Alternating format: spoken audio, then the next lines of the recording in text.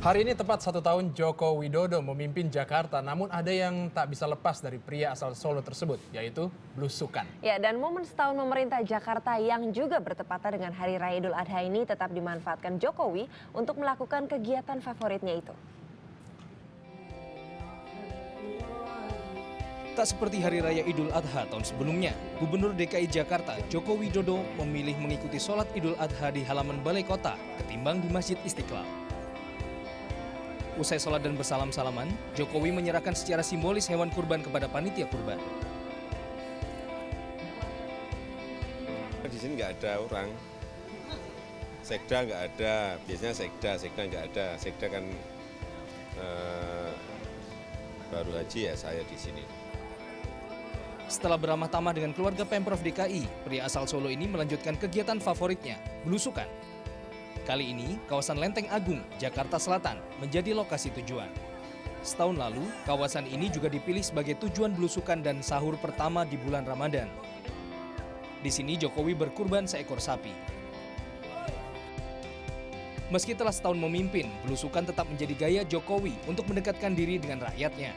Metode ini diyakini Jokowi dan Ahok, pasangannya sekaligus wakil gubernur DKI Jakarta, sebagai cara efektif untuk meninjau langsung kinerja anak buahnya dalam menjalankan pembangunan. Bahkan kebiasaan Jokowi Ahok ini menjadi perhatian di luar negeri. Surat kabar New York Times pernah memuat artikel tentang Jokowi pada edisi 26 September 2013. Harian Amerika Serikat tersebut memberitakan kebiasaan belusukan Jokowi serta beberapa pencapaiannya dengan judul In Indonesia, a Governor at Home on the Streets. Tak hanya apresiasi, belusukan juga menuai kontroversi. Tercatat, sebuah lembaga independen menyebut aksi belusukan Jokowi sebagai pemborosan anggaran. Namun, tudingan ini ditanggapi santai oleh sang gubernur. Belusukan nggak ada anggarannya, belusukan itu modalnya hanya jalan kaki aja udah. Masa pakai modal? Belusukan itu apa sih? Hanya jalan kaki aja. Tak hanya dikenal karena belusukannya, Jokowi dan Ahok juga dikenal karena terobosan dan kinerjanya.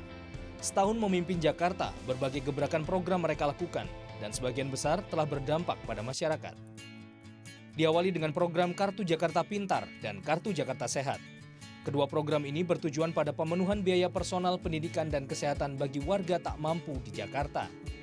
Tercatat, sejak pencairan dana pada bulan April hingga bulan Juni lalu, sebanyak 265.327 siswa telah menerima dana Kartu Jakarta Pintar. Sementara untuk program Kartu Jakarta Sehat, Jokowi bahkan harus berhadapan dengan resiko interpelasi dari anggota dewan dan penolakan dari sejumlah rumah sakit tujuan. Namun, kesemuanya ditanggapi Jokowi dengan tenang. Pencapaian monumental lainnya dari pasangan Jokowi Ahok adalah normalisasi Waduk Pluit dan Ria Rio. Khusus di Waduk Pluit, Jokowi Ahok pernah dihujat melanggar hak asasi manusia oleh sejumlah warga yang telah menghuni lokasi ini sejak tahun 1980-an. Hujatan ini muncul saat Pemprov DKI Jakarta berniat merelokasi warga yang tinggal di sekitar waduk.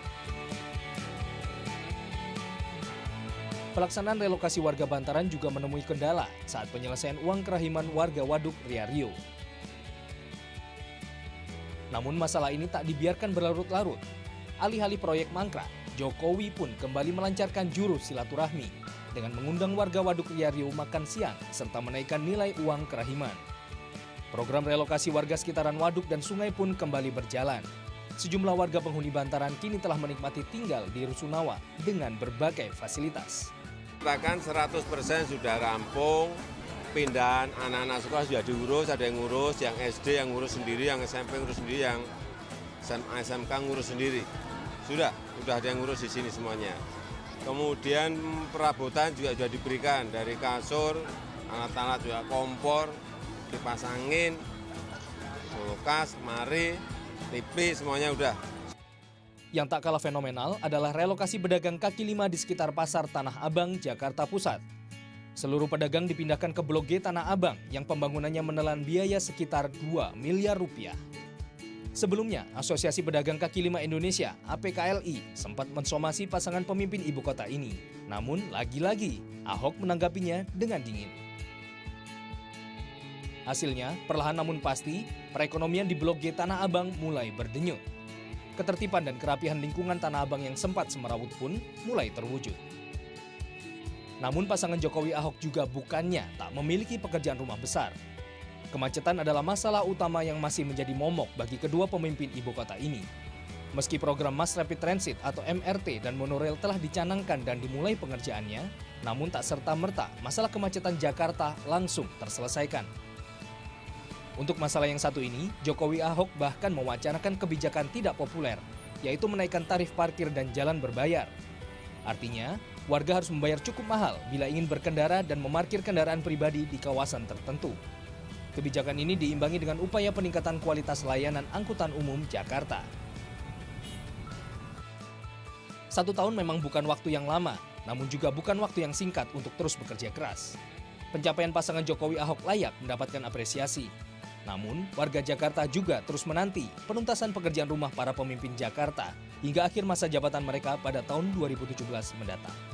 Tim Liputan melaporkan untuk NET.